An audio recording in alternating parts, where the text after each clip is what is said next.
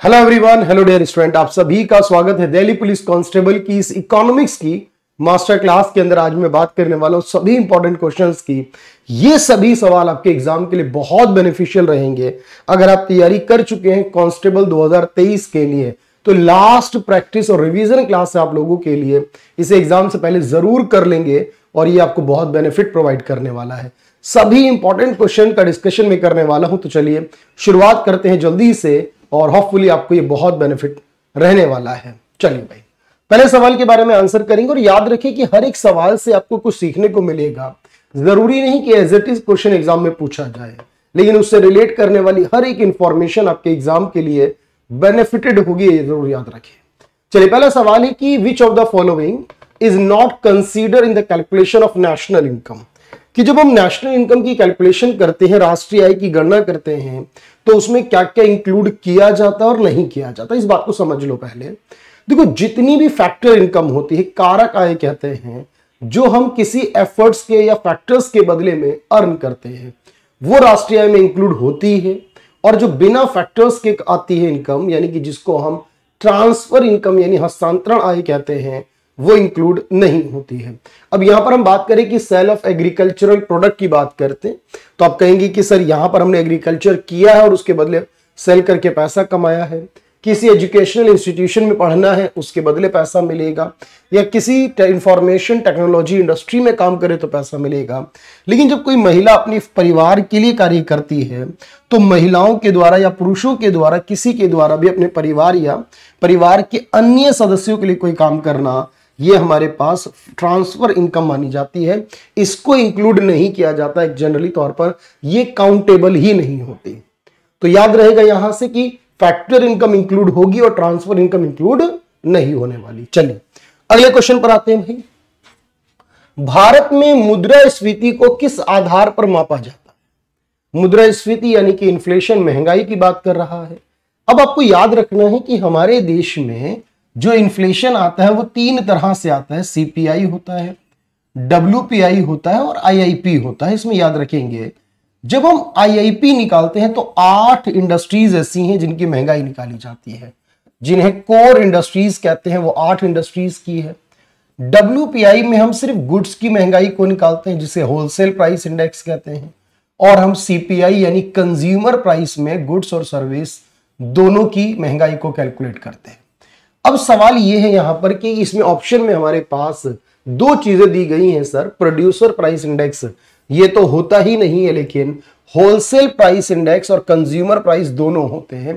तो right answer क्या माना जाए? देखो, हमेशा याद रखना, जब एग्जाम में सवाल आता है कि कौन सा जनरली हम महंगाई मानते हैं, जनरली महंगाई कौन सी है, आरबीआई कौन सी महंगाई यूज करता है, गवर्नमेंट कौन सी महंगाई यूज करती है, या हेडलाइन इन्फ्लेशन कौन सी, चारों का जवाब एक ही होना चाहिए आपके पास कि सर जब कोई भी बात समझ में नहीं आएगी हमें, तो उसका जवाब हमारा सीपीआई होगा। जब भी कंफ्यूजन होगी तो सीपीआई होगा। अगर ऑप्शन में क्लियर नहीं किया गया तो इस हिसाब से आंसर सी हो जाएगा, कंज्यूमर प्राइस इंडेक्स कहेंगे। शुद्ध राष्ट्रीय उत्पाद प्राप्त करने के लिए हमें सकल राष्ट्रीय उत्पाद से क्या घटाते हैं? देखो, यहां पर याद रखना है कि हमारे पास अगर कोई भी वैल्यू है, अगर हमारे पास कोई वैल्यू सकल यानी कि ग्रॉस है, ग्रॉस यानी कि टोटल वैल्यू को कहा जाता है। अगर हमें कुछ भी कैलकुलेट करना है तो सकल में जो डेप्रिसिएशन होता है, जो लॉस होता है, जो नुकसान है, हानि है हमारी, अगर उसको घटा दें तो हमें जो वैल्यू मिलती है सर, उसको नेट कहा जाता है, शुद्ध कहा जाता है। और अगर हमारे पास शुद्ध हो और उसमें डेप्रिसिएशन यानी कि जो मूल्य में कमी हो रही है, इसे मूल्य ह्रास कहते हैं बेसिकली, इसको जोड़ लिया जाए तो वापस से ग्रॉस आ जाता है। तो सवाल है कि अगर हम शुद्ध राष्ट्रीय उत्पाद प्राप्त करने के लिए हमें सकल राष्ट्रीय उत्पाद में से क्या घटाना चाहिए? आप कहोगे लॉस या जो डेप्रिसिएशन है, जिसको हानि ह्रास कहते हैं, एक्चुअली इसे मूल्य ह्रास कहते हैं। इंग्लिश में इसका सही आंसर वर्ड होगा डेप्रिसिएशन। हानि या डेप्रिसिएशन, हिंदी में हानि या मूल्य ह्रास, ये आपको याद करना है। तो राइट आंसर होगा ए इसके अंदर। बात क्लियर होनी चाहिए। अगला है, प्रत्येक उत्पादन में भूमि, श्रम, पूंजी और मानव पूंजी यानी एंटरप्रेन्योरशिप के संयोजन के द्वारा संगठित किया जाता है। इन उत्पादन के 4 फैक्टर ऑफ प्रोडक्शन है, लैंड, लेबर, कैपिटल और एंटरप्रेन्योर, इन सभी में जो खर्च होगा, जैसे कि लेबर है उसको वेजेस देने होंगे, जैसे कि लैंड है उसके बदले रेंट देना होगा, जो हमारे पास कैपिटल है उसके बदले इंटरेस्ट देना होगा, और जो एंटरप्रेन्योर है उसको प्रॉफिट चाहिए। ये चारों जो होंगे उनको कहेंगे कॉस्ट ऑफ प्रोडक्शन। ये जो चार होंगे इनके क्या कहेंगे, इन्हें कहेंगे कॉस्ट ऑफ प्रोडक्शन। क्या क्या होगा बताओ मुझे। तो कॉस्ट ऑफ प्रोडक्शन का मतलब जो खर्च होगा इस पर, जैसे कि मजदूरी कॉस्ट ऑफ प्रोडक्शन है, जैसे कि इंटरेस्ट कैपिटल के बदले ब्याज होगा वो कॉस्ट ऑफ प्रोडक्शन है, जैसे कि हमारा रेंट जमीन के बदले किराया कॉस्ट ऑफ प्रोडक्शन, और जो प्रॉफिट है नॉर्मल प्रॉफिट वो हमारा कॉस्ट ऑफ प्रोडक्शन है। लेकिन ये जो चार होंगे लैंड, लेबर, कैपिटल, इनको कहेंगे फैक्टर्स ऑफ प्रोडक्शन, यानी उत्पादन के कारक। लैंड, लेबर, कैपिटल और एंटरप्रेन्योर, फैक्टर ऑफ प्रोडक्शन कहेंगे इन्हें। पहला लैंड होगा, लेबर होगी, कैपिटल और एंटरप्रेन्योर होगा। बात समझ में आ रही है, क्योंकि कई बार सवाल पूछ लेगा इससे रिलेटेड भी, आपको कोई तीन सही या गलत का कॉम्बिनेशन भी दे सकता है, इसलिए बहुत ज्यादा कंफ्यूज नहीं होना है आपको, बस बातों को सीख लेना है कि जो फैक्टर होंगे उसके बदले जो लगेगा उसे कॉस्ट ऑफ प्रोडक्शन कहेंगे। अगला पॉइंट हमारे पास, किसी देश का सकल घरेलू उत्पाद किन क्षेत्रों में उत्पादन का योग होता है। देखो, किसी भी देश के अंदर जो एक्टिविटीज होती हैं हम उसको बेसिकली तीन हिस्सों में डिवाइड करते हैं सर। प्राइमरी जो एग्रीकल्चर से रिलेट करती है मेनली, सेकेंडरी जो इंडस्ट्री और मैन्युफैक्चरिंग से रिलेट करती है मेनली, और थर्ड टैरिशरी जो सर्विस सेक्टर से रिलेट करती है। और जनरली तौर पर इन तीनों को जोड़ लिया जाए, वैसे चौथा और पांचवा भी होता है, लेकिन आपके दिल्ली पुलिस लेवल पर उस चौथे और पांचवे की जरूरत नहीं है, याद रखना। तो यहां प्राइमरी, सेकेंडरी और टर्शियरी को अगर जोड़ लिया जाए तो वहीं से बन जाएगा आपके पास सकल घरेलू उत्पाद देश की टोटल आय, या राष्ट्रीय आय भी कहते हैं कई बार इसे। और इसमें भी याद रखना, वर्तमान समय में टर्शियरी का योगदान सबसे ज्यादा है, तृतीयक वाले का, सर्विस का योगदान सबसे ज्यादा है, और प्राइमरी यानी प्राथमिक एग्रीकल्चर वाले का योगदान सबसे कम होगा। अगला क्वेश्चन है, निम्नलिखित में कौन सा प्रत्यक्ष कर है, डायरेक्ट टैक्स है। ये पूछ लिया जाता है एग्जाम में। हम टैक्स को जनरली दो हिस्सों में डिवाइड करते हैं, डायरेक्ट और इनडायरेक्ट। देखो, जो टैक्स हमारे ट्रांसफरेबल होते हैं, जिस पर लगते हैं कोई और देता है उसकी जगह पर, जैसे कि जीएसटी, ग्राहक देता है दुकानदार की जगह पर, जैसे कि सेल्स टैक्स या सर्विस टैक्स या कस्टम ड्यूटी, ये जो सारे टैक्सेस हैं, देखो हर बार सेम ऑप्शन तो नहीं आएगा एग्जाम में। हमें ये सीखना पड़ेगा कि सर अगर हम डायरेक्ट की बात करें तो जो 4, 5, 6 एग्जाम्पल हैं डायरेक्ट में वो कौन कौन से होंगे। जैसे कि इनकम टैक्स, जो किसी भी व्यक्ति की आय पर लगेगा वो डायरेक्ट होगा। जैसे कॉर्पोरेट टैक्स, किसी व्यक्ति कंपनी के प्रॉफिट पर जो टैक्स लगेगा उसे हम कॉर्पोरेट टैक्स कहेंगे, वो डायरेक्ट में होगा। इसी प्रकार से देखो हमारे पास जो एक आता है गिफ्ट के ऊपर लगने वाला, जो अब इंडिविजुअली नहीं लगता लेकिन याद होना चाहिए। जैसे कि एक वेल्थ हुआ करता था, अब डायरेक्टली नहीं लगता वेल्थ टैक्स। या इसके अलावा एक आता है capital gain tax, capital gain tax ये आता है हमारे पास। तो इस तरह की जो टैक्सेस हैं हमारे, इन सभी टैक्सेस को हम डायरेक्ट टैक्स की कैटेगरी में रखते हैं। ये सारे आप याद कर सकते हो। इसके अलावा अगर हम बात कर रहे हैं सर इनडायरेक्ट टैक्सेस के बारे में, तो जो इनडायरेक्ट टैक्सेस हैं हमारे, उसमें मुख्य तौर पर आपको याद रखना ये ट्रांसफरेबल होते हैं, जैसे जीएसटी, जैसे कस्टम ड्यूटी जो एक्सपोर्ट और इंपोर्ट पर लगती है वो कस्टम ड्यूटी इनडायरेक्ट है। जैसे कि हमारा सेल्स टैक्स या वेट कहते हैं इसे, वैल्यू एडेड टैक्स, या सर्विस टैक्स या एक्साइज ड्यूटी, उत्पाद शुल्क कहते हैं, मैन्युफैक्चरिंग करने पर लगती है। एंटरटेनमेंट टैक्स, तो इस तरह के जो टैक्सेस होंगे जनरली तौर पर ये सारे इनडायरेक्ट कहलाएंगे। और जबकि मैंने कहा 6 इनडायरेक्ट है और 6 ही हमारे पास हाउस टैक्स या प्रॉपर्टी टैक्स, ये सारे हमारे डायरेक्ट हो जाएंगे। चलिए देखो, सीखते हुए चलोगे तो बहुत आसानी से क्लियर हो जाएंगी चीजें। अब यहां पर इनकम टैक्स आपने कहा डायरेक्ट है, जीएसटी इनडायरेक्ट है, डू एंटरटेनमेंट नहीं, एंटरटेनमेंट टैक्स जो होगा आपके पास, एंटरटेनमेंट टैक्स ये भी आपका इनडायरेक्ट होगा। तो डायरेक्ट क्या होगा, इनकम टैक्स होगा। निम्नलिखित में कौन सा एक अप्रत्यक्ष कर है। अब देखो यही सवाल दोबारा से पूछा एग्जामिनर ने, और ये सब प्रीवियस ईयर क्वेश्चन है आप लोगों के लिए जो पूछेगा इससे पहले उसके बारे में है। कस्टम ड्यूटी आपको पता है प्रत्यक्ष है, जीएसटी अप्रत्यक्ष है, वैट भी अभी आया, value added tax, sales tax की जगह ये भी अप्रत्यक्ष है। ये सारे के सारे टैक्स अप्रत्यक्ष हो जाएंगे, ये आसान है। वैसे आपको मैं बता दूं, जितने भी डायरेक्ट टैक्स होते हैं इन सबको कलेक्ट करने की जो रिस्पॉन्सिबिलिटी है, याद रखना, ये सब जो है वो सीबीडीटी नाम का एक डिपार्टमेंट है, डिपार्टमेंट ऑफ रेवेन्यू, राजस्व विभाग कहते हैं हिंदी में, जो भारत सरकार के वित्त मंत्रालय में डिपार्टमेंट ऑफ रेवेन्यू में है, उसे सीबीडीटी कहते हैं। और जितने इनडायरेक्ट टैक्स होते हैं मेरे दोस्त याद रखना, वो सारे इनडायरेक्ट टैक्सेस को जो लेता है सर उसको सीबीआईसी कहते हैं, और ये भी डिपार्टमेंट ऑफ रेवेन्यू में होता है। तो डिपार्टमेंट ऑफ रेवेन्यू के अंदर सीबीडीटी होगा और सीबीआईसी होगा, याद रखना भाई, ये दोनों चीजें आपको याद रखनी है, ठीक है। तो ये दोनों डिपार्टमेंट है, डिपार्टमेंट ऑफ रेवेन्यू में ही आते हैं।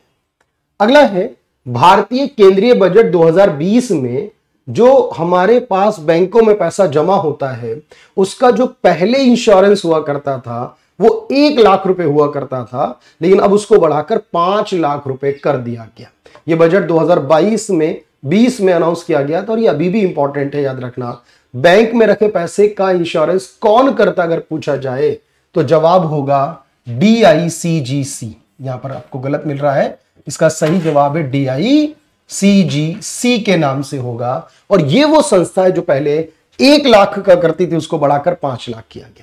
आरबीआई की एक सहायक संस्था आरबीआई के अंडर में काम करती है, और याद रखो मुंबई में ही इसका ऑफिस होगा, सारे बैंकिंग रिलेटेड मुंबई में होते हैं सर। तो DICGC है। निम्नलिखित में किस वर्ष में भारत में पहली बार बजट प्रणाली शुरू की गई थी? तो ये सवाल देखो इसी तरह से पूछा गया इससे पहले दिल्ली पुलिस में, और आगे भी पूछा जाएगा कि किस तरह से पहली बार बजट प्रणाली शुरू की गई भारत में। याद रखिए भाई, इस बात को समझ लें ध्यान से कि बहुत सारे सवाल पूछेंगे। जब पहले बजट की बात आती है तो 7 अप्रैल 1860 को जेम्स विल्सन नाम के जो व्यक्ति थे, उन्होंने भारत में पहला बजट पेश किया था। अच्छा, अगर पूछ लेता है कि आजाद भारत का पहला बजट 26 नवंबर 1947 को भारत के पहले वित्त मंत्री रहे RK शनमुखम चेट्टी के द्वारा, यह भी याद रखिएगा, पहली बार आजाद भारत में बजट पेश किया गया 1947 में। अगर पूछ लेता है पहला रिपब्लिक इंडिया का बजट, तो 28 फरवरी 1950 को जब भारत गणतंत्र हो गया था 1950 में 26 जनवरी को, उसके बाद जॉन मथाई ने पेश किया था।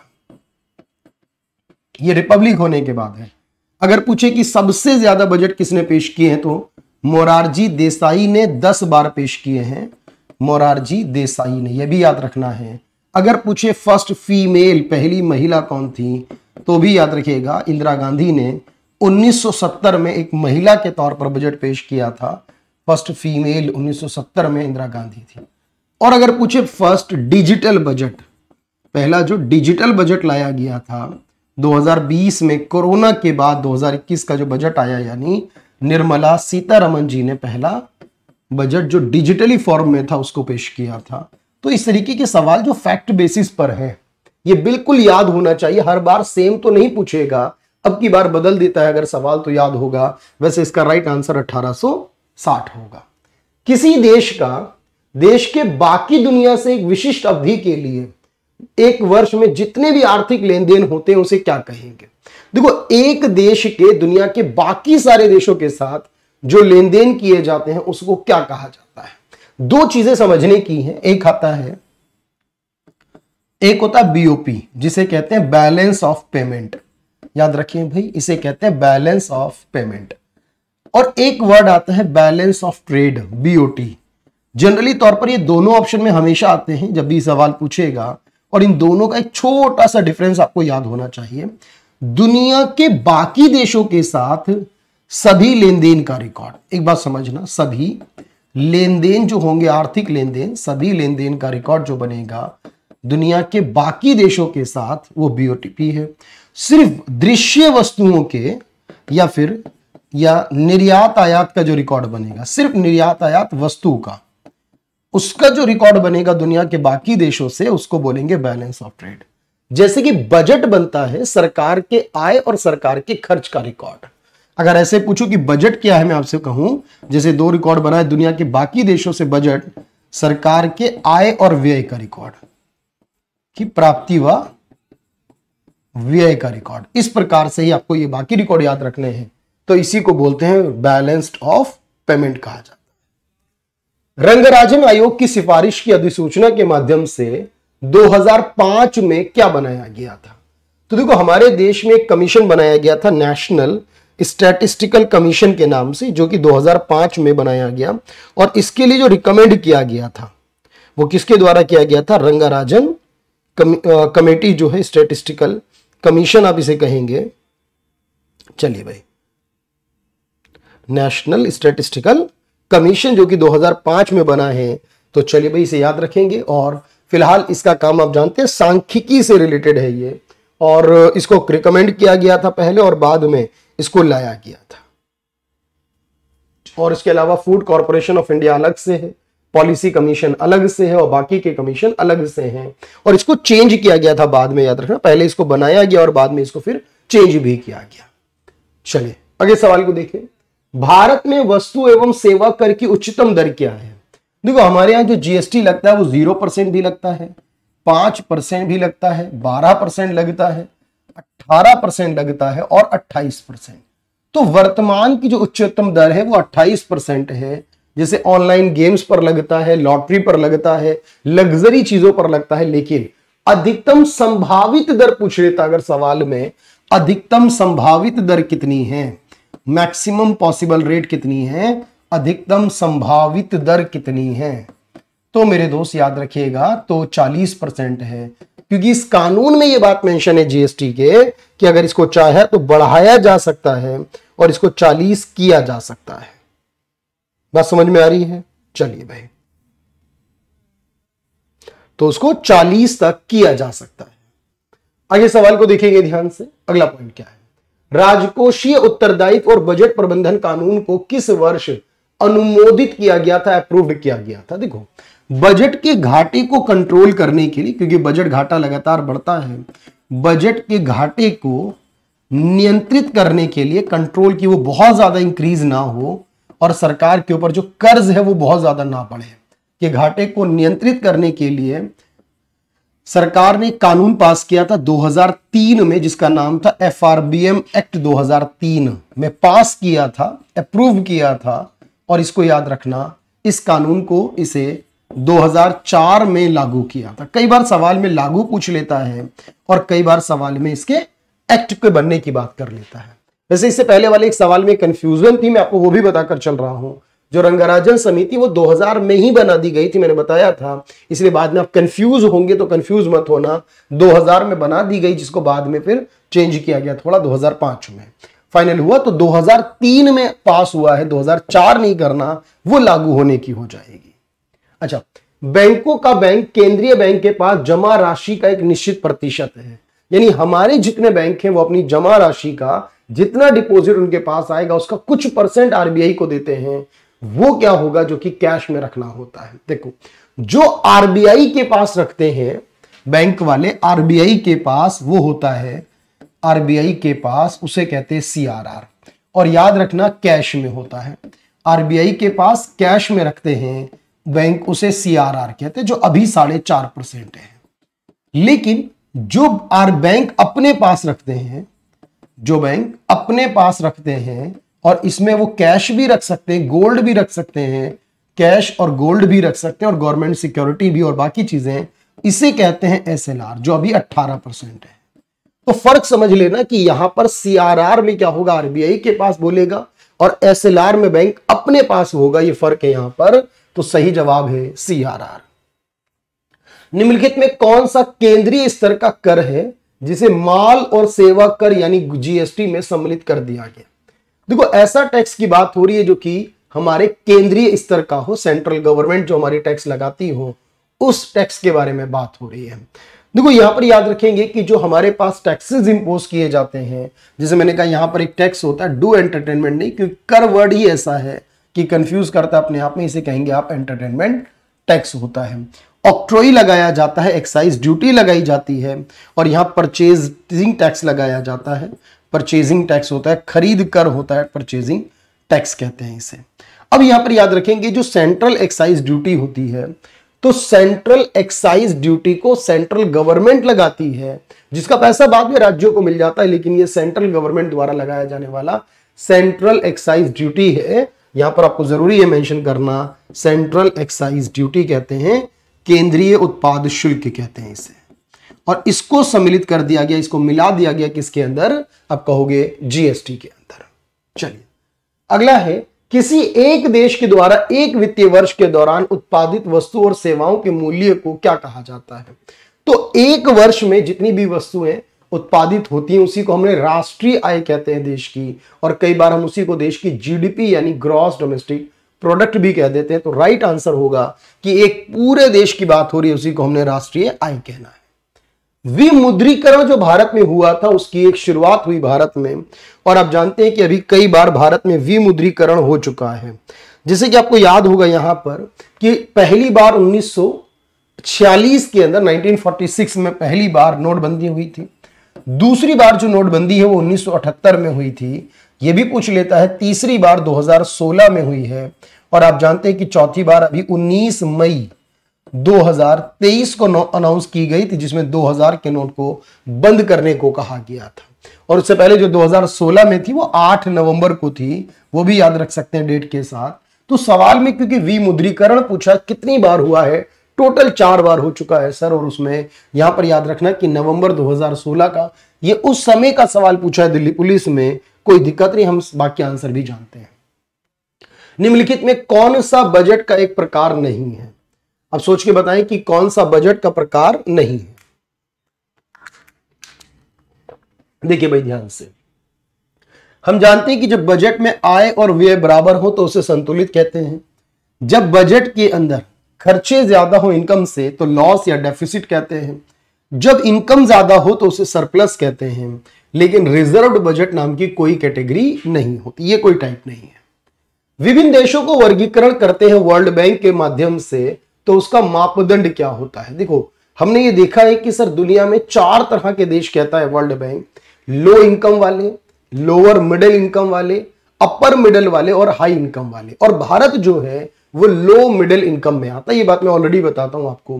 तो भारत के बारे में सवाल पूछे कि इनकम के बेस पर या वर्ल्ड बैंक के क्लासिफिकेशन में इंडिया कैसा है, तो याद रखो इंडिया, भारत हमारा, इसे लोअर मिडिल इनकम कहा जाएगा, कम मध्यम आय वाला देश कहा जाएगा। कम कंट्री है ये लो, क्योंकि इंडिया की एवरेज इनकम लगभग $2200 के करीब है, जो कि इसको 1136 से लेकर 4465 वाली कैटेगरी के बीच में रखती है, इसलिए लोअर मिडिल। लेकिन यह क्या देखा गया है, ये देखी गई है यहां के लोगों की एवरेज इनकम, और इसी एवरेज को बोलते हैं प्रति व्यक्ति आय, इसी एवरेज को बोलते हैं पर कैपिटा इनकम, प्रति व्यक्ति आय। मुझे लगता है हिंदी में गड़बड़ हो गई यहां पर, तो ये ऑप्शन चेंज होंगे भाई, तो इसे कहेंगे प्रति व्यक्ति आय कहेंगे। तो प्रति व्यक्ति आय या प्रति व्यक्ति उत्पाद कुछ भी कह सकते हैं, इससे कोई फर्क नहीं पड़ता, इसे प्रति व्यक्ति आय कहा जाएगा। चलिए आगे देखते हैं। 1955 में पहले इंपीरियल बैंक ऑफ इंडिया था, उसका नाम बदलकर क्या कर दिया गया। तो आपको पता है कि 1955 में इंपीरियल बैंक ऑफ इंडिया था जो, वो एक्चुअली इंपीरियल बैंक जो था 1921 में बना था। 1921 से लेकर 1955 तक रहा है, और इसका जो हेड ऑफिस था वो मुंबई में था। और इस बैंक को ही हमने बाद में नाम बदलकर एसबीआई कर दिया गया, और इसको बनाने के लिए हमने एसबीआई एक्ट 1955 पास किया। यानी कि एक कानून के माध्यम से इस इंपीरियल बैंक को सरकारी बनाया, और सरकारी बनाकर उसका नाम एसबीआई रख दिया। आज देश का सबसे बड़ा बैंक एसबीआई है, और एसबीआई की एक टैगलाइन है, दिल्ली पुलिस में टैगलाइन भी पूछी गई,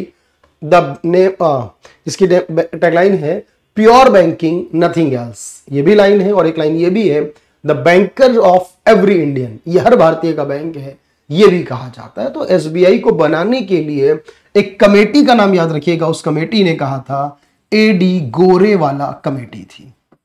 तो एडी गोरेवाला कमेटी ने रिकमेंड करा था इंपीरियल की जगह एसबीआई करते हैं, तो स्टेट बैंक ऑफ इंडिया हो गया। भारत के आर्थिक सर्वेक्षण को पहली बार कब लाया गया था। देखो हमेशा बजट आता है, और आपको बजट के बारे में याद हो कि सर बजट फरवरी के 1 working day of Feb, first working day of February का मतलब है सर फरवरी महीने के पहले कार्य दिवस पर, जो जनरली 1 फरवरी है उस दिन लाया जाता है। और जिस दिन बजट आता है उसके पिछले वाले दिन, उसके यस्टरडे को यानी 31 जनवरी को हम लोग क्या करते हैं, एक रिपोर्ट लाते हैं इकोनॉमिक सर्वे के नाम से। तो एक दिन बजट आता है और बजट से पीछे वाले दिन जो है वो इकोनॉमिक सर्वे आता है। लेकिन इस सर्वे के बारे में याद रखना, इसे 1950-51 वर्ष में शुरू किया गया, यानी 1950 में लाया गया पहली बार, और उस समय बजट के दिन ही लाया जाता था, बजट वाले दिन। बजट के दिन का मतलब यह था कि पहले रूल ये था कि सुबह सर्वे होगा, शाम को बजट होगा, यह प्रोविजन था। फिर 1964 से 1963 तक हुआ। 1964-65 वाले वर्ष से क्या कर दिया गया कि बजट से एक दिन पहले आना शुरू कर दिया गया। तो इससे फर्क नहीं पड़ता कि एक दिन पहले आ रहा है सवाल में या फिर उस दिन आने लगा। यह भी पूछ सकता है कि कब से अलग आना शुरू हुआ है, तो आप कहोगे पहली बार 1950-51 में आया था, बजट तो 1860 में से आना शुरू हो चुका था। सर्वे का प्रोविजन बाद में जुड़ा है इसमें। चलिए, कौन सा कार्य राष्ट्रीय आय में मान्यता प्राप्त नहीं है, यानी इसमें से कौन सा काम है जिसको राष्ट्रीय आय में शामिल नहीं किया जाएगा। सवाल पहले वाला ही है सर, फैक्टर इनकम और ट्रांसफर इनकम। एक नए घर का निर्माण करना है, एक फर्म में काम करना, बाजार में मछली बेचना है, लेकर आओगे, काम होगा मछली का भी। हाउसवाइफ का वर्क जो है वो इंक्लूड नहीं होगा। किसी कार्य में अपेक्षित संख्या से अधिक लोग लगे हो तो उसे क्या कहा जाता है। देखो कि बहुत सारी प्रकार की बेरोजगारी है हमारे पास, और मैं हमेशा पढ़ाता हूं, आपको बताऊंगा अभी मैं आगे। देखो बेरोजगारी में एक बात याद रखेंगे कि बेरोजगारी के जो आंकड़े होंगे उसको एनएसओ या एनएसएसओ लेकर आता है। यानी अगर आपसे पूछता है कि जो गरीबी और बेरोजगारी के आंकड़े बनेंगे, गरीबी हो या बेरोजगारी हो, इसके जो आंकड़े होंगे, गरीबी व बेरोजगारी के जो आंकड़े होंगे, जो डेटा कलेक्शन होगा, वो कौन ला कर देगा, तो उसको हम एनएसएसओ भी कहते हैं। या तो ये ऑप्शन में होगा या फिर एनएस ऑप्शन में होगा, कोई एक मिलेगा। और इसके ऊपर की जो रिपोर्ट बनती है कि कौन कहां कितना बेरोजगारी में है, उसको बनाता है नीति आयोग, जो पहले प्लानिंग कमीशन था। अब यहां पर जब हम बेरोजगारी को देखेंगे ध्यान से, तो आपको पता चलेगा, जब हम ये कहते हैं कि जितने लोगों की रिक्वायरमेंट है उससे ज्यादा लोग इन्वॉल्व हैं, यानी उनको हटा देने पर भी उत्पादन में कोई कमी नहीं होगी, या ऐसे कह लीजिए कि मार्जिनल प्रोडक्टिविटी ऑफ लेबर, जो श्रमिक की उत्पादन क्षमता है वो शून्य है उस केस में, तो उसे कहते हैं डिसगाइज्ड अनएम्प्लॉयमेंट, छिपी हुई बेरोजगारी। किसी देश की औसत आय निकालनी हो तो क्या करना चाहिए। एवरेज इनकम, जिसे पर कैपिटा इनकम, प्रति व्यक्ति आय कहते हैं सर। अगर हम देश की टोटल इनकम को देश की टोटल पॉपुलेशन से डिवाइड कर दें, तब आप क्या कहोगे। तो टोटल इनकम को टोटल पॉपुलेशन से डिवाइड कर देना, यह ध्यान में रखना है कि पॉपुलेशन से ही डिवाइड करना है कंट्रीज की टोटल इनकम को, तो वहीं से प्रति व्यक्ति आय निकलेगी। अर्थशास्त्र में जीएनपी का मतलब क्या है, देखो ये फुल फॉर्म पूछी गई है। जीएनपी क्या है, जीएनपी है ग्रॉस नेशनल प्रोडक्ट, एनएनपी होता है नेट नेशनल प्रोडक्ट, जीडीपी होता है ग्रॉस डोमेस्टिक प्रोडक्ट, एनडीपी होता है नेट डोमेस्टिक प्रोडक्ट। ये चार को ही याद करना है आपको। तो जीएनपी का मतलब है ग्रॉस नेशनल प्रोडक्ट, ठीक है, नेचुरल नहीं होगा, नेशनल होगा। जीडीपी को हम दो तरीकों से व्यक्त करते हैं, एक होता है हमारा नॉमिनल जीडीपी या नॉर्मल जीडीपी, और सांकेतिक या नॉमिनल जीडीपी, और एक हमारे पास होता है रियल जीडीपी। देखो जीडीपी दो तरह की है। जीडीपी मतलब देश का उत्पादन है, देश की आय है, मैंने आपसे समझाया बिल्कुल। लेकिन जब हम इसको निकालते हैं आधार वर्ष की कीमतों पर, आधार वर्ष की कीमतों का मतलब है कि जब हम किसी भी वर्ष को आधार मान लेते हैं, जैसे कि आप कहेंगे सर कीमतों पर निकाला जाता है, अभी हमारा आधार वर्ष है 2011-12, तो जब हम इस पर निकालेंगे तो इसे कहेंगे रियल जीडीपी। इस पर निकालने को हम रियल जीडीपी कहेंगे, जो 2011-12 के हिसाब से होगी। और एक होगा वर्तमान वर्ष की कीमतों पर, यानी चालू वर्ष कहते हैं, वर्तमान वर्ष कहते हैं, अभी जो चल रहा है उसकी कीमत के आधार पर, तो उसी को हमने नॉमिनल जीडीपी कहते हैं, नॉमिनल जीडीपी कहते हैं। तो यहां पर आप कहोगे कि सर दो प्रकार की जीडीपी है, तो एक हमारे पास नॉमिनल जीडीपी है और एक हमारे पास रियल जीडीपी होती है। दो ही प्रकार की जीडीपी होती है, रियल और नॉमिनल के नाम से, बाकी सिंबॉलिक नहीं है, कोई ऐसा परिकलित नहीं है, डोमेस्टिक जीडीपी ऐसा कुछ नहीं होता, हमारा नॉमिनल और रियल होता है। अगला सवाल है, एक ऐसी लेनदेन पर लगाया जाने वाला कर जो नकारात्मक परिणाम करता है जैसे कि प्रदूषण, इस तरह के टैक्सेस को क्या कहा जाता है? देखो, जब ऐसा कोई भी टैक्स लगाया जाता है तो उसको एक नाम दिया गया है, उसे कहा गया है पिगुवियन टैक्स। यहां पर एक व्यक्ति है जिनका नाम था पीगू, एक अर्थशास्त्री है, पीगू के नाम से, उन्हीं के नाम पर यह टैक्स बना है कि ऐसे कोई भी काम जैसे पोल्यूशन हो रहा है, कार्बन जनरेट हो रहा है, इस तरीके के इसके अलावा आप जो हमारे पास अभी तो एयर पोल्यूशन बहुत चल रहा है दिल्ली में, बहुत न्यूज में है और आप देख रहे हो लगातार, इसे कहते हैं पिगोवियन टैक्स, यानी पीगू के नाम पर, आर्थर पीगू जो इसके इकोनॉमिस्ट का नाम है, उन्होंने ये बताया था। अगला है कि कौन सा एक सांख्यिकीय उपकरण है जो शिक्षा, स्वास्थ्य और आय के संबंध में किसी देश की समृद्ध उपलब्धि को मापता है? देखो, यहां पर एक रिपोर्ट बनती है जिसका कॉन्सेप्ट महबूब उल हक ने दिया है, ये याद रखना, बहुत पूछा जाता है। 1990 में ये पहली बार रिपोर्ट बनी थी, जिसको हर साल यूनाइटेड नेशन डेवलपमेंट प्रोग्राम बनाता है। इस बार इस मामले में जो नंबर 1 देश है वो स्विट्जरलैंड है और हमारा जो भारत है वो नंबर 132 पर आता है। और इस रिपोर्ट का नाम है ह्यूमन डेवलपमेंट इंडेक्स, मानव विकास सूचकांक कहते हैं इसे, और यही सबको मापने का काम करता है, मानव विकास सूचकांक। अच्छा, 2011-12 की गणनाओं के अनुसार भारत में की गरीबी रेखा क्या तय की गई थी? देखो, अब यहां पर जो गरीबी रेखा बताई गई है, देखो याद रखना, और बात है कि ग्रामीण क्षेत्र में या फिर शहरी क्षेत्र में। देखो, पहले मैं आपको बताऊं कि यहां जो बात हो रही है वो 2009 में एक रिपोर्ट आई थी, सी रंगाराजन समिति थी। तो सी रंगाराजन जो है उनके नाम पर एक कमेटी बनी थी और उन्होंने ये कहा था कि शहर वालों के लिए, शहरी क्षेत्र की लाइन जो होगी, एक दिन के 33 रुपए, दिन में हो तो 33 रुपए के हिसाब से, या महीने के 1000 रुपए शहर में होने चाहिए। और अगर हम बात करते हैं सर ग्रामीण क्षेत्र की, रूरल एरियाज की, मेरे दोस्त याद रखना, दिन के 27 रुपए या महीने के 816 रुपए अगर हैं आपके पास, तो फिर आप कहेंगे कि वो रूरल एरिया में, मतलब गरीबी से ऊपर हो जाएगा। इतने होने पर, इससे कम होने पर गरीब होगा। फिर 2014 में एक कमेटी आई जिसके नाम है, माफ कीजिएगा, सी रंगाराजन कमेटी, 2014 की है सी रंगाराजन कमेटी। इससे पहले जो मैंने आपको रिपोर्ट पढ़ाई 2009 वाली, वो है आपके पास सुरेश तेंदुलकर कमेटी। तो इसे कहेंगे आप Suresh Tendulkar committee, S Tendulkar committee थी। अब यहां जो सी रंगाराजन कमेटी बनी, ध्यान रखना, उसने कहा कि नहीं, शहरी क्षेत्र के लिए दिन के 47 रुपए एक दिन के, या महीने के, याद रखेंगे, 1407 रुपए, महीने के 1407 रुपए, या फिर इसके अलावा आप कहेंगे कि दिन के 32 रुपए, या फिर महीने के 972 रुपए, ये रूरल एरिया में हो जाएगा। अब ये रिसेंटली आपको याद रखना, अब क्योंकि सवाल में 2009 के बेस पे पूछा है, 2011-12 वाला पूछा है और गांव का पूछा है, इसलिए 816 रुपए आंसर होगा। शहर का पूछ लेता तो आंसर 1000 रुपए हो जाता। क्वेश्चन बिल्कुल क्लियर होना चाहिए। आगे देखते हैं, one nation one tax one market के लक्ष्य को प्राप्त करने के लिए भारत में कौन सा टैक्स पेश किया गया था? तो याद रखो जीएसटी। और यह भी याद रखो जीएसटी 1 जुलाई 2017 से आया है। जीएसटी के लिए याद रखना 122वां संविधान संशोधन बिल पेश किया गया था। ये पूछ लेता है, संविधान संशोधन बिल जो पेश किया गया वो 122वां था 2014 में, और 101वां संविधान संशोधन पास किया गया इसके लिए, एंड देन तब जीएसटी आ गया।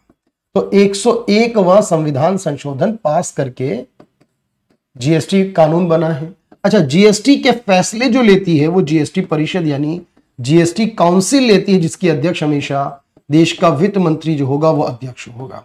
तो जीएसटी के फैसले कोई एक व्यक्ति यानी प्रधानमंत्री या राष्ट्रपति नहीं लेते, बल्कि वित्त मंत्री अकेले भी नहीं ले सकते, पूरी परिषद के द्वारा। ये कुछ सवाल और ऐड कर रहा हूं मैं आपके लिए। तो जीएसटी लाया one nation one tax one market. वह परिसंपत्ति जो ऋण चुकाए जाने तक ऋणदाता के पास जमा रखी जाती है उसे क्या कहा जाता है? देखो याद रखो, जब हम कोई लोन लेते हैं सर, और उस लोन के बदले में कोई चीज गिरवी रखते हैं गारंटी के तौर पर, उस गिरवी रखी हुई चीज को क्या कहते हैं? तो उसी को कोलेट्रल कहा जाता है। कोलेट्रल मतलब गिरवी रखा हुआ सामान है, प्रॉपर्टी है, गोल्ड है, ज्वेलरी, कुछ भी आपने गिरवी रखा, वो यहां पर कोलेट्रल कहलाएगा। अगला सवाल है, भारत के केंद्रीय बजट को तैयार करने वाला कौन सा विभाग होता है? याद रखो, मैंने आपको बताया कि टैक्स लेने वाला डिपार्टमेंट ऑफ रेवेन्यू होता है, क्लियर होगा। देश में जो महारत्न और नवरत्न कंपनी, आप जानते हैं रिसेंटली देश में 13 कंपनियां ऐसी हैं जो महारत्न हैं और 16 ऐसी हो चुकी हैं जो कि अब नवरत्न हैं। इन कंपनियों की बात अगर करें, इनके लिए भी एक डिपार्टमेंट है वित्त मंत्रालय में ही, डिपार्टमेंट ऑफ पब्लिक एंटरप्राइजेस। और इसी प्रकार से अगर आपको इन्वेस्टमेंट या डिसइन्वेस्टमेंट का डिपार्टमेंट पूछे तो department of investment and public asset management. लेकिन बजट बनाने का department department of economic affair होगा। इकोनॉमिक सर्वे बनाने का डिपार्टमेंट पूछे तो भी डिपार्टमेंट ऑफ इकोनॉमिक अफेयर्स ही होगा। ये वित्त मंत्रालय में आता है। निम्नलिखित में कौन सा मानव पूंजी नहीं है? मानव पूंजी, ह्यूमन कैपिटल नहीं है। इंसानी पूंजी माना जाता है किसे? एक इंसान की ट्रेनिंग, उसकी स्किल, उसकी हेल्थ, उसकी एजुकेशन, ये उसकी पूंजी कहलाती है। यानी एक इंसान गरीब हो भले ही, लेकिन अगर वो पढ़ा लिखा है तो वो फ्यूचर में अपनी इनकम को जनरेट कर सकता है। लेकिन जमीन जो है वो मानव पूंजी में नहीं आती, लैंड एरिया नहीं आते, नेचुरल आपके पास होता है। बहुआयामी गरीब लोगों का अनुपात सबसे अधिक किस राज्य में है? यानी देश में सबसे ज्यादा मल्टी डायमेंशनली पुअर जो पीपल्स है वो कहां पर होंगे? तो आप कहेंगे सर बिहार, उड़ीसा, बंगाल, ये वाला रीजन सबसे गरीब है भारत के अंदर। छत्तीसगढ़, झारखंड भी उसी स्थिति में है, लेकिन फिर भी सबसे कम में बिहार और उड़ीसा आता है। लेकिन उड़ीसा ऑप्शन में भी नहीं है और उड़ीसा सेकेंड नंबर पर है बिहार के बाद। तो सबसे ज्यादा जो गरीब है वो एक्चुअली बिहार में है। लेकिन अभी बिहार में आप जानते हैं कि सर वैकेंसीज आ गई है, बहुत सारे लोगों को जॉब मिल गई और हो सकता है कि अब कुछ बेहतर स्थिति बन जाए बिहार की, कंपैरेटिवली उड़ीसा से आगे निकल जाए शायद, बट फिलहाल बिहार सबसे पीछे होगा। भारत में केंद्र सरकार द्वारा बजट की स्थिति को पेश किया जाता है। मैंने आपको बताया सरकार हमेशा बजट लेकर आती है और मैंने यह भी बताया कि जो बजट है देखो उसके बारे में संविधान के आर्टिकल 112 में दिया गया है। कौन सा आर्टिकल में? 112 नंबर आर्टिकल में दिया गया है और इसका नाम है एनुअल फाइनेंशियल स्टेटमेंट। इसका नाम क्या है बजट में? एनुअल फाइनेंशियल स्टेटमेंट है मेरे दोस्त, याद रखना। इसका पूरा नाम जो है यहां पर ये दिया है, बजट नहीं दिया गया इसे। और इसके लिए कहा गया है कि बजट को वैसे राज्य सरकारें भी पेश करती हैं और राज्य सरकारें जो बजट पेश करती हैं उसके लिए जो है मेरे दोस्त याद रखना आर्टिकल 202 है राज्य सरकारों के बजट के लिए। फिलहाल बजट कब लाया जाता है? राज्य सरकारें तो अलग अलग लाती हैं, अलग अलग डेट पर आता है हर राज्य का अपना, लेकिन केंद्र का budget first day of February महीने के पहले दिन आता है। बात क्लियर हो गई यहां तक? चलिए आगे देखते हैं सर क्या है। सुरेश तेंदुलकर समिति ने किस वर्ष अपनी रिपोर्ट प्रस्तुत की थी? देखो फिर वही सवाल हमसे पूछा गया और मैंने आपको बताया कि सुरेश तेंदुलकर कमेटी जो बनी है उसने अपनी जो रिपोर्ट सबमिट की है 2009 के अंदर। और अभी हमने उस लाइन को भी पढ़ा सर कि किस तरीके से 33 और 27 रुपीस की लाइन दी गई गरीबी के लिए, शहरी और रूरल एरियाज के लिए 2009 में आया था। 92 वर्षों तक अलग अलग पेश किए जाने के बाद रेल बजट को केंद्रीय बजट में मिला दिया गया। और किस वर्ष मिलाया गया? देखो रेल बजट 1924 में पहला रेल बजट आया था और पहला रेल बजट 1924 में आया था जिसको जॉन मथाई ने पेश किया था। जॉन मथाई ने पेश किया था और इस बजट को लाने के लिए कमेटी ने कहा था, उसका नाम था एकवर्थ कमेटी की सिफारिश पर। एकवर्थ कमेटी की सिफारिश पर इसको अलग से लाया गया था 1924 में। लेकिन 2016 में आखिरी बार रेल बजट आया, लास्ट टाइम रेल का बजट 2016 में पेश किया गया। तब रेल मंत्री सुरेश प्रभु थे हमारे, उन्होंने पेश किया था। और इसको मिलाने के लिए किसने कहा है? तो यहां पर नीति आयोग ने कहा था, या नीति आयोग के एक मेंबर हैं विवेक देबरॉय ने कहा था कि इसको हमें मर्ज कर देना चाहिए। विवेक देबरॉय ने कहा था। अब यहां से याद रखेंगे भाई, बिल्कुल आसान बात में समझ में आएगी चीज। तो सर इसका मतलब ये मर्ज कब हुआ? 2016 में आखिरी बार था, तो मर्जर 2017 में। तो पहली बार जब पेश किया गया मिलाकर तो वो 2017 में पेश किया गया, 16 में आखिरी बार था। सकल राजकोषीय घाटे में से ब्याज घटा दिया जाए तब क्या फाइंड आउट होता है? देखो ध्यान से, ये सवाल पूछता है कि बजट में फिस्कल डेफिसिट क्या है, राजकोषीय घाटा किसे कहते हैं मेरे दोस्त? देखो, जब हम ये कहते हैं ना किसी भी बजट में राजकोषीय घाटा है हमारा, तो राजकोषीय घाटे का मतलब है कि बजट पूरा करने के लिए कुल उधार कितना चाहिए होगा, कुल ऋण की आवश्यकता कितनी होगी, यानी इस बार हमारे बजट में कितनी कमी है, उसके लिए हमें फिस्कल डेफिसिट निकालना होता है। और उसमें से अगर हम ब्याज घटा दें, अगर हम इसमें से माइनस कर देते हैं राजकोषीय घाटे में से ब्याज को, तो जो बचता है उसे कहते हैं प्राइमरी डेफिसिट। अगर राजकोषीय घाटे में से ब्याज घटा दें तो बचता है प्राइमरी डेफिसिट, उसे कहते हैं प्राथमिक घाटा। ये कैसे निकलेगा? आप कहोगे सर राजकोषीय घाटे में से ब्याज को माइनस करके, किसी घाटे में से ब्याज घटाकर हम इसको फाइंड आउट कर सकते हैं, तो बेहद इजी हो जाता है प्राथमिक घाटा निकालना। और रेवेन्यू डेफिसिट निकालना हो, राजस्व घाटा निकालना हो, तो मेरे दोस्त बहुत आसानी से भी राजस्व व्यय में से राजस्व प्राप्तियां घटाना है। राजस्व व्यय में से राजस्व प्राप्तियां, तो राजस्व का क्लियर इंफॉर्मेशन हो जाएगी कि डेफिसिट कितना है। ये सब आपने पढ़ा है और सिर्फ रिवीजन कर रहे हैं आप आखिरी क्लास में, ये देख रहे हैं कि एग्जाम में सवाल कैसा पूछा था, ये ज्यादा इंपॉर्टेंट है भाई। चलो अगला क्वेश्चन क्या है? 1950-51 में भारत के सकल घरेलू उत्पाद में औद्योगिक क्षेत्र की हिस्सेदारी कितनी थी? औद्योगिक क्षेत्र की लगभग एक अप्रोक्सीमेशन में दे रहा हूं यहां पर, एग्जैक्टली तो आप जानते नहीं मिलेगा। तो 1950-51 के समय, आजादी के समय, जो प्राइमरी सेक्टर था वो देश में कैलकुलेट करता था लगभग 57% के आसपास, 56-57 अप्रोक्सीमेशन होता, ठीक है। जो सेकेंडरी सेक्टर था वो 13-14% के आसपास था, और जो टर्शियरी सेक्टर था वो देश में 31-31% के आसपास था। ये लगभग में 56-57 या 13-14 या 30-31% था। तो इस हिसाब से हमारे पास जो लगभग आंसर बनेगा सेकेंडरी सेक्टर का, वो बनेगा 13। लेकिन इसी में पूछ ले प्राइमरी का कितना था अप्रोक्सीमेशन या टर्शियरी का कितना था अप्रोक्सीमेशन उस समय, याद रखना। लेकिन आज के समय, सर आज हम 2022-23 में है, तो लगभग प्राइमरी का जो कंट्रीब्यूशन है वो 15-16 के आसपास हो चुका है, सेकेंडरी का जो है वो 30 के आसपास, और जो है टर्शियरी का वो 54-55 के आसपास है। एग्जैक्टली नहीं आता बिल्कुल, इतना याद रखना, अब इतना हो चुका है। भारत में सामान्य तौर पर जो वार्षिक वित्तीय विवरण पेश किया जाता है वो किस अवधि का होता है? आप जानते हैं बजट आता है उसी को वार्षिक वित्तीय विवरण कहते हैं, और बजट जो होगा वो 1 अप्रैल से लेकर 31 मार्च तक का, यही हमारे भारत का वित्तीय वर्ष, लेखांकन वर्ष भी यही है हमारा, तो 1 अप्रैल से लेकर 31 मार्च तक का होगा।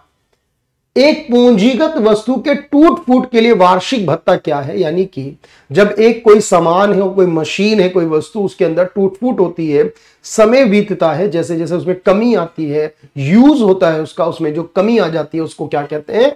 आपको याद है सर, उसी को तो डेप्रिसिएशन कहा जाता है। अर्थव्यवस्था के किसी भी क्षेत्र में अगर वस्तु और सेवाओं का उत्पादन किया जाए तो एक टर्म है जीवीए के नाम से, इसकी फुल फॉर्म क्या है? जैसे जीडीपी, जीएनपी, एनडीपी, एनएनपी पढ़ा, वैसे जीवीए पता हो, ग्रॉस वैल्यू एडेड कहा जाता है। जीवीए का मतलब ग्रॉस वैल्यू एडेड होता है भाई। अगर पूछे पूंजी बाजारों के संदर्भ में एफपीओ शब्द का क्या मतलब है? देखो, 2 शब्दों को समझना है बाजार में, और प्राइमरी मार्केट, कैपिटल मार्केट है ये हमारी। अब जानते हैं पूंजी बाजार, इसी को जनरली शेयर बाजार कहते हैं, और शेयर बाजार को सेबी के द्वारा चलाया जाता है। शेयर बाजार चलाने का काम सेबी का होता है, ये याद रखना। देखो, जब कोई कंपनी पहली बार शेयर लॉन्च करती है मार्केट में, जैसे अभी पेटीएम ने पहली बार किया है सर, तो उसे इनिशियल पब्लिक ऑफरिंग कहते हैं। देखो, फुल फॉर्म वाले सवाल पूछे जा रहे हैं आपके एग्जाम में, और पहली बार के बाद सेकेंड टाइम, थर्ड टाइम, कितनी भी बार करे सर, उसको कहते हैं फॉलो ऑन पब्लिक ऑफरिंग या पब्लिक ऑफर। तो मेरे भाई याद रखना, एक आईपीओ होगा और एक आईपीओ के बाद एफपीओ होगा। पहली बार के लिए आईपीओ और उसके बाद एफपीओ हो जाएगा। इसे कहते हैं फॉलो ऑन पब्लिक ऑफर या ऑफरिंग भी कह सकते हैं, उसमें कोई इश्यू नहीं है भाई, एफपीओ कहते हैं। चलिए आगे ध्यान रखो। पूर्ण प्रतियोगिता की आवश्यक शर्तों में से एक शर्त क्या होगी? पूर्ण प्रतियोगिता यानी बाजार का सवाल है। देखो, यहां परफेक्ट कंपटीशन मार्केट। देखो, मैंने आपको बताया है कि परफेक्ट कंपटीशन मार्केट वो है जहां पर सारे प्रोडक्ट सिमिलर होते हैं, जहां पर बहुत सारे सेलर और बायर होंगे, जहां पर आपको एक ही कीमत देखने को मिलेगी, कोई एडवर्टाइजमेंट करने की जरूरत नहीं पड़ती है। जहां पर पूर्ण प्रतियोगिता वो बाजार है जहां पर आप कहोगे कि एक शर्त यह है कि वहां मैनी सेलर और मैनी बायर्स होंगे, सेम प्राइस होंगे सेम टाइम पर, बिल्कुल सही है, और एक समय पर सामान की कीमतों में बहुलता मल्टीप्लिसिटी होगी। नहीं होगा मेरे भाई ऐसा कुछ भी, और many seller and few buyer नहीं होंगे, तो याद रखो सेम प्राइस के सेम चीजें होंगी। तो यहां फ्यू बायर की वजह से गलत हो गया है। यहां सिमिलर प्रोडक्ट के मल्टीप्लिसिटी ऑफ प्राइस नहीं होगा, प्रोडक्ट डिफरेंशिएशन नहीं होगा। अच्छा, टूथब्रश, साइकिल या ब्रेड किस प्रकार की वस्तुओं के उदाहरण हैं? टूथब्रश है, साइकिल है और ब्रेड है, ये किस प्रकार के हैं? देखो इनको डायरेक्टली आप यूज कर रहे हो। भाई ब्रेड है आप उसे खा लोगे, यहां पर टूथब्रश है टूथपेस्ट लगाकर यूज कर लोगे, साइकिल है उसको चलाओगे आप, ये सारी फाइनल है। अगर पूछता कि चीनी जो बनी है वो गन्ने से बनी है, तो गन्ना क्या है?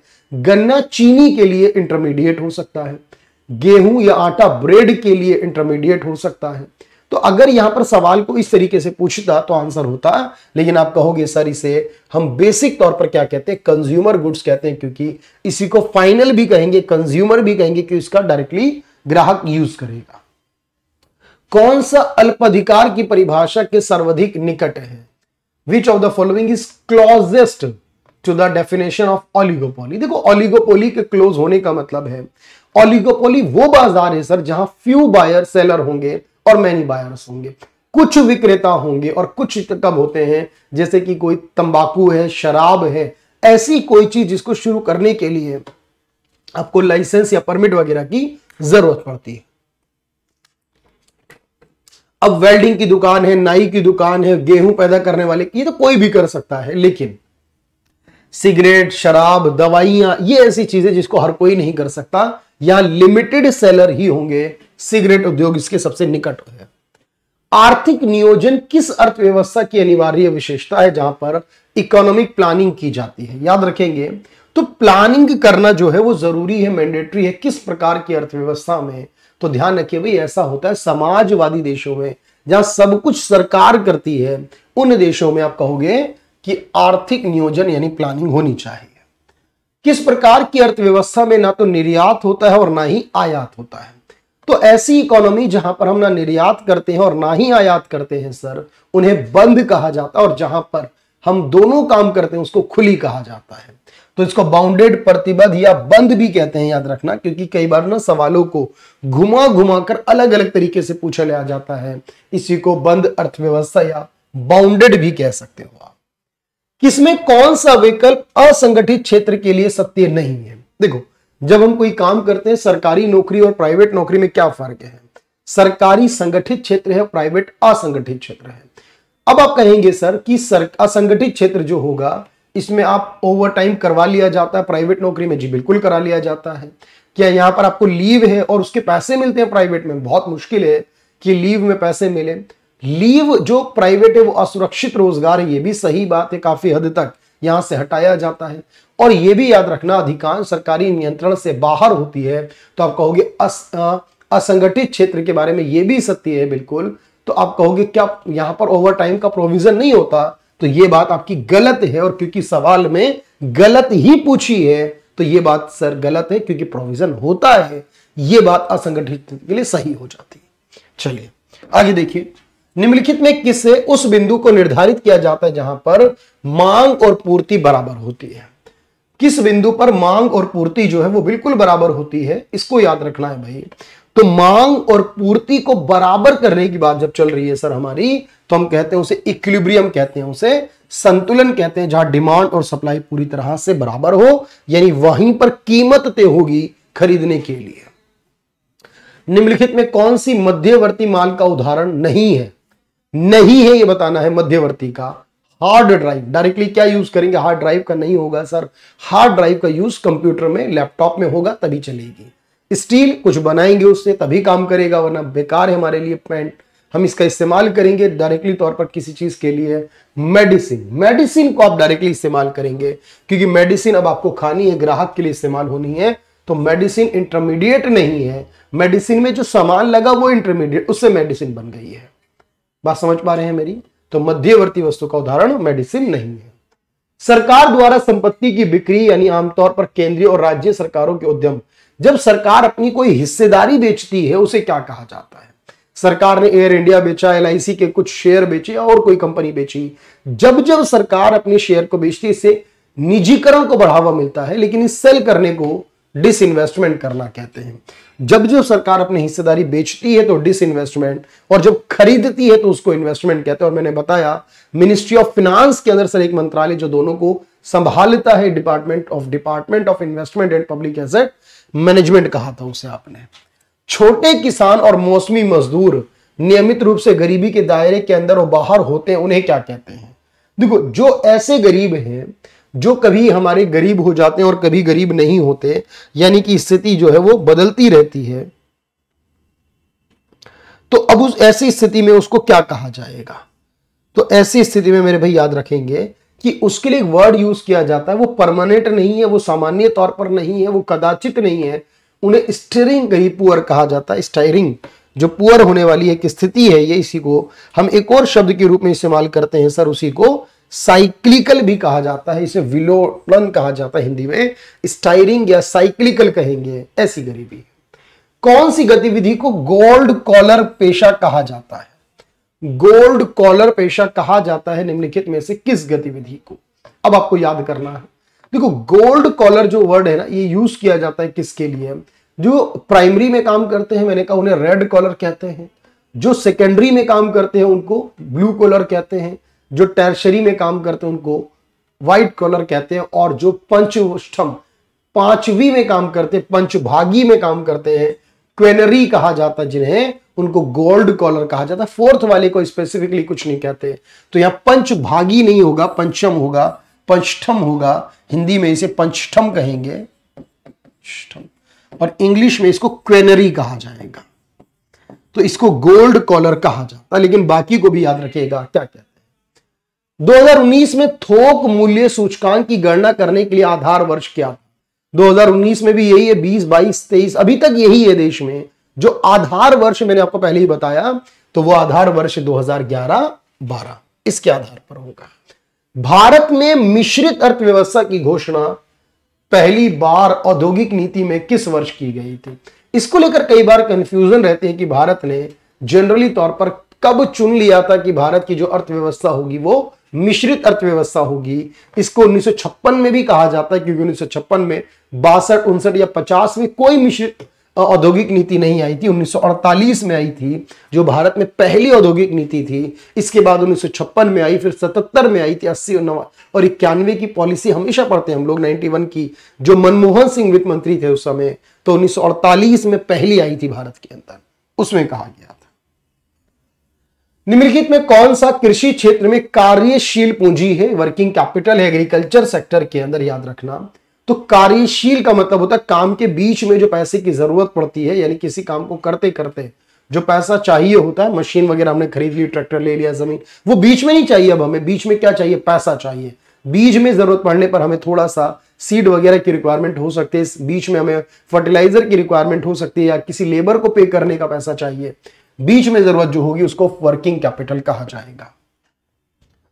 आत्मनिर्भरता का सूचक क्या है? आत्मनिर्भरता किसे कहा जाता है? देखो, आत्मनिर्भरता का मतलब यह होता है कि जब हम दूसरे देशों को एक्सपोर्ट तो करें लेकिन उनसे इंपोर्ट ना करें। जब हमें देश में इंपोर्ट ना करना हो, इंक्रीज इन इंपोर्ट ना हो, avoid import of goods which can produce in the country, जब हम देश में इंपोर्ट करने से बचते हैं, तो याद रखना जिन वस्तुओं के निर्यात देश में नहीं किया जा सकता, तो अवॉइडिंग एक्सपोर्ट करना नहीं होगा, अवॉइडिंग इंपोर्ट करना है, विच कैन बी प्रोड्यूस। यानी जब हम अवॉइड करते हैं इंपोर्ट करना, तब आप कहोगे कि सर उसको कहा जाता आत्मनिर्भर होना। कृषि क्षेत्र में सबसे अधिक लोगों के काम करने के पीछे क्या कारण है? क्या रीजन है कि कृषि के क्षेत्र में सबसे ज्यादा लोग काम करते हैं आज भी हमारे देश के अंदर? तो मेरे भाई याद रखना, इसकी वजह यह है कि लोगों के पास दूसरी जगह काम नहीं है। अगर वो कृषि ना भी करे तो फिर क्या करेंगे? इसका मतलब बाकी सेक्टर में काम करने की स्थिति नहीं बन पाती, इस कारण से वो मजबूरी में काम करते हैं। निम्नलिखित में किसे व्यष्टि अर्थशास्त्र के जनक के रूप में जाना जाता है? माइक्रो इकोनॉमिक्स के फादर कहा जाता है किसे? तो याद रखना, एडम स्मिथ को इकोनॉमिक्स का फादर कहते हैं। एडम स्मिथ को ही माइक्रो इकोनॉमिक्स का फादर भी कहते हैं, लेकिन जब उनका नाम नहीं आता तो अल्फ्रेड मार्शल को भी कहते हैं, और मैक्रो का फादर जो है वो जेएम कीन्स को कहते हैं। ये सब हम बात करते हैं। और माइक्रो और मैक्रो जो शब्द हैं वो रैगनर फ्रिश नाम के व्यक्ति ने दिए हैं, तो अल्फ्रेड मार्शल जो है उन्हीं को कहा जा सकता है माइक्रो का फादर, एडम स्मिथ के ना होने पर। मैक्रो इकोनॉमिक्स का फादर किसे कहेंगे, तो मैक्रो इकोनॉमिक्स जो है उसके फादर जो है वो जेएम कीन्स कहते हैं। जॉन माइनार्ड, यहां पर पूरा वर्ड है कीन्स, जॉन माइनार्ड कीन्स होंगे। द्वैधाधिकार किस प्रकार का बाजार होता है, याद रखना। देखो, ऐसा बाजार जहां पर एक के पास अधिकार हो उसको मोनोपोली कहते हैं, जहां दो के पास अधिकार हो उसको डिओपोली कहा जाता है, जहां पर दो से ज्यादा यानी कि कुछ लोगों के पास उसको ओलिगोपोली कहा जाता है। तो यहां पर बात डिओ की मतलब दो की हो रही है, तो डिओपोली वो है जहां दो के पास अधिकार हो, दो फर्म हो, उसको कहेंगे। कौन सा भारत में आर्थिक क्षेत्र में प्राथमिक गतिविधि का एक उदाहरण है। अब प्राथमिक गतिविधि मैंने कहा एग्रीकल्चर या डायरेक्टली नेचर से रिलेट करती है, तो कपड़ा बुनाई करना, संचार करना, परिवहन करना, फॉरेस्ट्री करना। अब यहां पर याद रखना है भाई आपको, तो फॉरेस्ट्री यानी जंगल में लकड़ी वगैरह काटना, पेड़ पौधों से रिलेटेड काम करना, ये हमारे पास प्राइमरी होगा। जब प्राकृतिक संसाधनों के दोहन से किसी वस्तु का उत्पादन किया जाता है तो वो किस श्रेणी में आता है, यानी प्राकृतिक संसाधनों का इस्तेमाल करके कुछ कर रहे हो आप, प्राकृतिक संसाधनों का इस्तेमाल करके, तो उसी को हमने एग्रीकल्चर सेक्टर कहा है सर, उसी को हमने प्राइमरी सेक्टर कहा है। लेकिन इससे बनने वाले उत्पाद का और आगे इस्तेमाल करोगे मशीनरी के माध्यम से तो वो सेकेंडरी हो जाएगा, तब वो इंडस्ट्रियल हो जाएगा। भारत का पहला आर्थिक सर्वेक्षण इकोनॉमिक सर्वे कब लाया गया था। माफ कीजिएगा, आर्थिक सर्वेक्षण है ये, यानी कि पहला इकोनॉमिक सर्वेक्षण जो था, इकोनॉमिक सर्वे जो था वो कब लाया गया था। तो जो हमारे देश में मेरे भाई याद रखिएगा जो इकोनॉमिक सर्वे होगा, इसको देखो 77 के नियर बाई जो है पहली बार लाया गया था। और इसको याद रखना हर बार किया जाता है, हमारे देश के जो फिनांस मिनिस्टर है उन्हीं के द्वारा किया जाता है। पहला इकोनॉमिक सर्वे है। तो आर्थिक सर्वेक्षण अलग है, वो जो हमारा लेबर वाला है, और ये जो इकोनॉमिक सर्वे शायद उसी वाले में बात हो रही है जो बजट वाला था 1950-51 वाला है। पहला इकोनॉमिक सर्वे जो बजट से एक दिन पहले आता है, वही वाली बात है। भारत में सूक्ष्म वित्तीय संस्थाओं का क्या उद्देश्य नहीं है। जो सूक्ष्म वित्त प्रोवाइड करने वाली माइक्रो फाइनेंस कहते हैं सर, माइक्रो कहते हैं छोटे को। जनरली तौर पर ये बिना गारंटी के लोन प्रोवाइड करती हैं, यानी छोटे अमाउंट में बिना गारंटी के गरीब लोगों को। तो गरीब लोगों को बिना गारंटी के ब्याज लेती हैं, कम अमाउंट का लोन प्रोवाइड करती हैं। तो याद रखना इसका मुख्य काम क्या होता है, इसका मुख्य काम होता है लोगों को पैसा उपलब्ध कराना, उनका अच्छा स्कोर बनाना, गरीबी दूर करना, उनके जीवन में सुधार लेकर आना, ताकि क्या होगा उनके पास जब पैसा होगा, वो काम करेंगे तो उनका जीवन जो है वो ऑटोमेटिकली सुधर जाएगा। तो गरीबों को क्या करना है, पैसा वित्तीय संसाधन जो है वो उपलब्ध कराना है, यानी उन और इंप्रूवमेंट करना है। ये right answer. Micro finance loan जो होते हैं वो किस प्रकार की चीजों से मुक्त फ्री होते हैं, मैंने बताया। माइक्रो फाइनेंस जो लोन होंगे हमेशा याद रखना सर, माइक्रो फाइनेंस कम अमाउंट में गरीबों को ब्याज पर तो मिलेगा लेकिन बिना गारंटी के मिलेगा, विदाउट कोलेट्रल मिलेगा।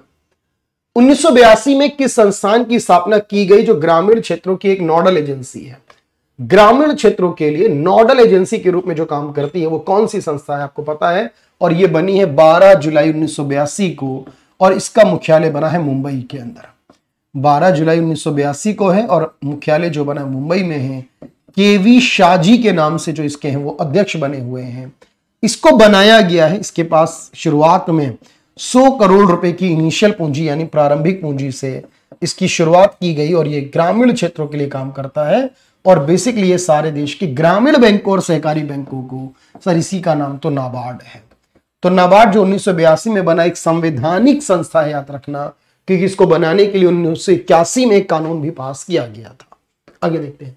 जनता द्वारा मुद्रा के रूप में अपने पास रखे गए धन और उसके द्वारा बैंक में जमा धन के अनुपात को क्या कहा जाता है, यानी कितना पैसा मेरे अपने पास है और कितना मैंने बैंक में रख दिया, इसको क्या कहते हैं, इसको क्या बोलते हैं, इसे बोलते हैं मनी डिपॉजिट रेशो। यानी हम कितना पैसा अपने पास रख रहे हैं और कितना पैसा बैंक में जमा कर रहे हैं, इसको मनी डिपॉजिट रेशो कहा जाता है।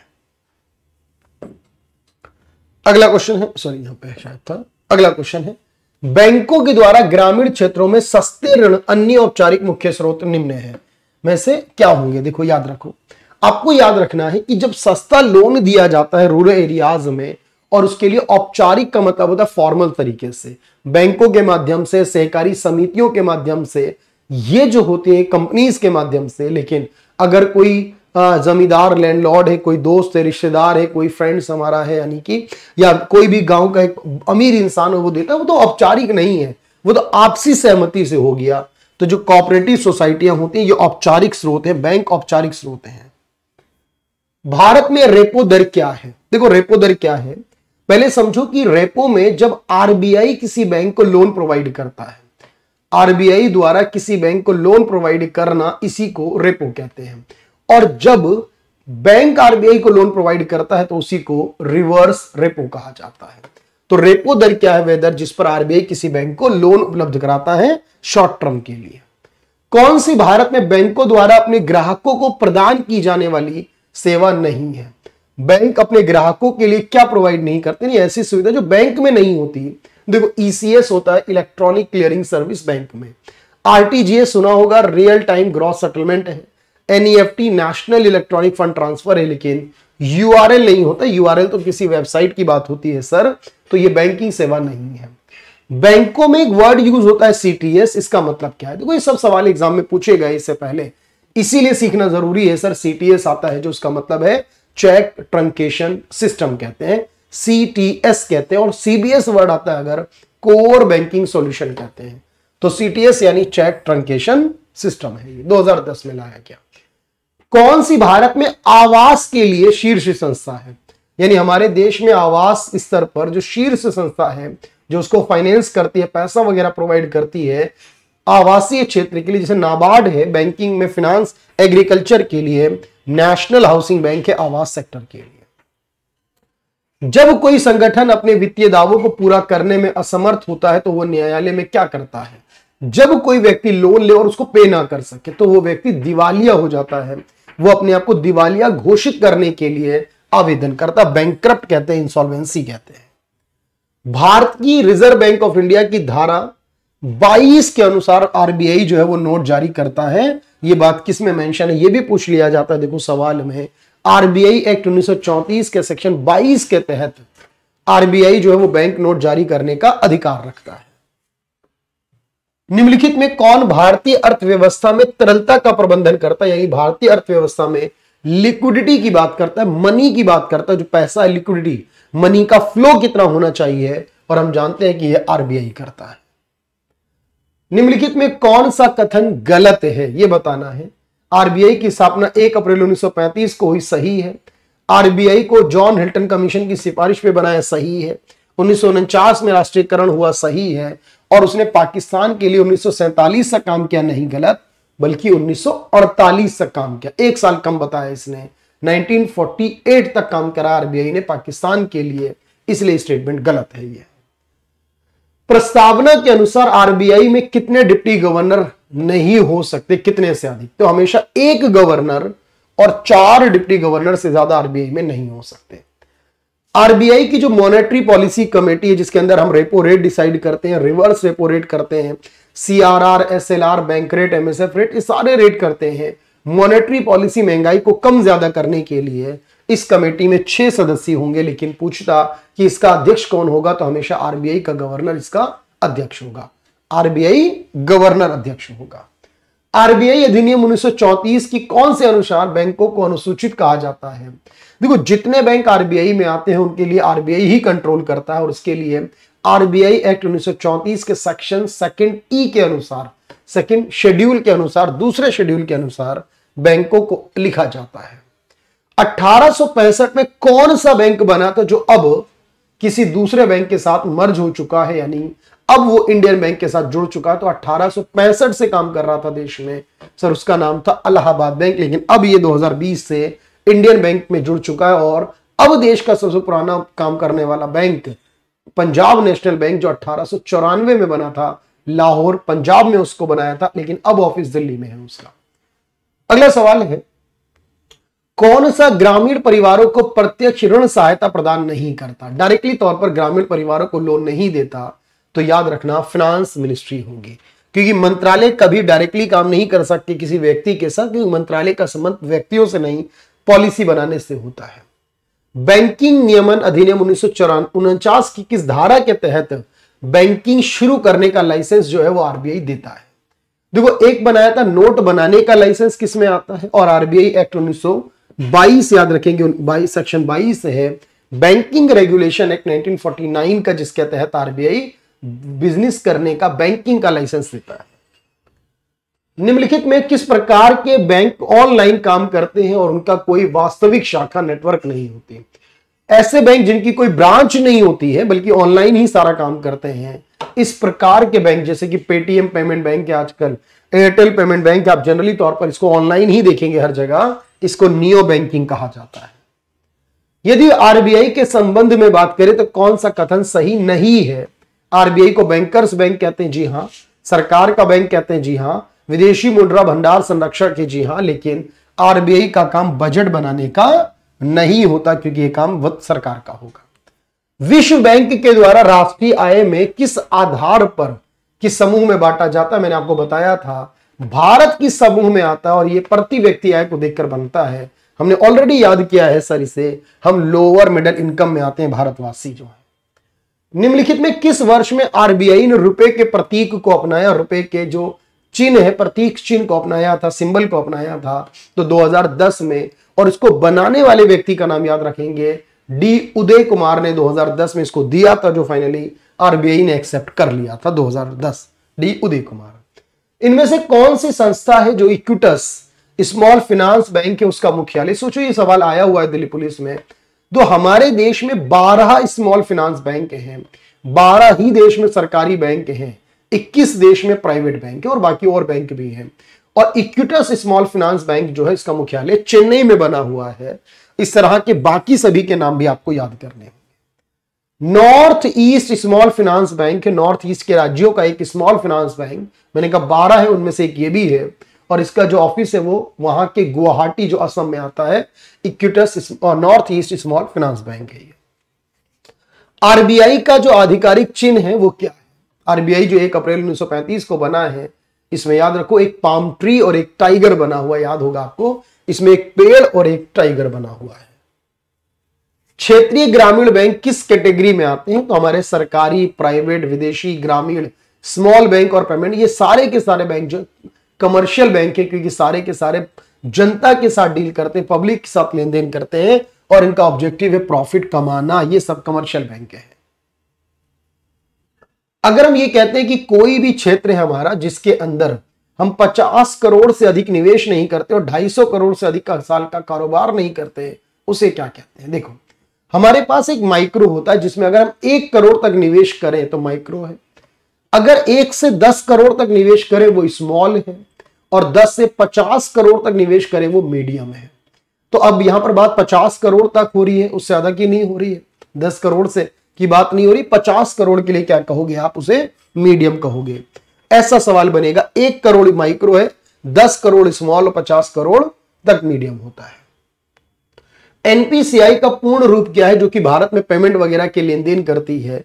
जितनी भी पेमेंट वगैरह भारत में की जाती है उन सबको करने के लिए एक एनपीसीआई नाम की संस्था है जिसका नाम national payment corporation of India होता है, जिसे एनपीसीआई कहते हैं, national payment corporation of India कहा जाता है। न्यूनतम राशि क्या है जो आरटीजीएस के माध्यम से प्रेषित किया जाता है? आरटीजीएस यानी रियल टाइम ग्रॉस सेटलमेंट, ये एक तरीका है पैसा भेजने का। जब एक अकाउंट से पैसा किसी दूसरे के अकाउंट में भेजा जाता है सर, तो उसके लिए इसका इस्तेमाल किया जाता है, और उसमें 2 लाख रुपए आपके पास कम से कम होंगे तो आप भेज सकते हो, मैक्सिमम जितना चाहे भेजो। एनईएफटी जब हमसे पूछता है तो उसमें मिनिमम या मैक्सिमम दोनों की कोई लिमिट नहीं, हम कितना भी भेज सकते हैं, मिनिमम और मैक्सिमम दोनों। भारत का करेंसी मुद्रणालय कहां स्थित है? यानी कि करेंसी प्रेस जो है जहां पर करेंसी मुद्रित होती है भारत में, 4 जगह ऐसी हैं, देवास, मैसूर, सलबनी और हमारे पास नासिक है। तो एक है नासिक, एक है देवास, एक है मैसूर और एक है सलबनी। अब सवाल में क्योंकि ये पूछा है कि भारत में कहां पर जो है वो करेंसी नहीं बनती है, तो याद रखो कोच्चि ऐसी जगह जहां पर करेंसी नहीं बनती है।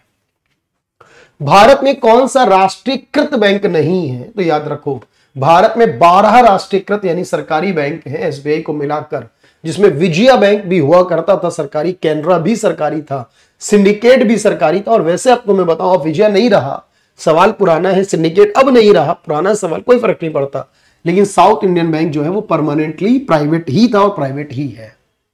भारत में विकास परियोजनाओं के लिए ऋण देने वाली संस्था का नाम क्या है? जो भारत में जो डेवलपमेंट होते हैं उसके लिए कौन सी जो अथॉरिटी है जो लोन प्रोवाइड करती है? वर्ल्ड बैंक भी देता है, एशियन डेवलपमेंट बैंक भी देता है, न्यू डेवलपमेंट बैंक भी देता है।